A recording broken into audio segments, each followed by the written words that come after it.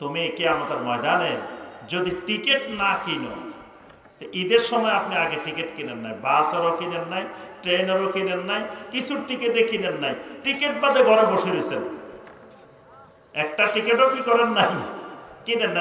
মুশরিকেরা বলতো যে এরা আমাদের উপকারও করতে পারে না, ক্ষতিও করতে পারে না, কিন্তু এরা আল্লাহর কাছে আমাদের জন্য সুপারিশ করব, এরা আমাদের জামিনদার, কিয়ামতের ময়দানে আমাদের জামিনদার হবে। তো কবরে মুনকার নকির আসার আগে আমার মুর্শিদ কেবলা হাজির।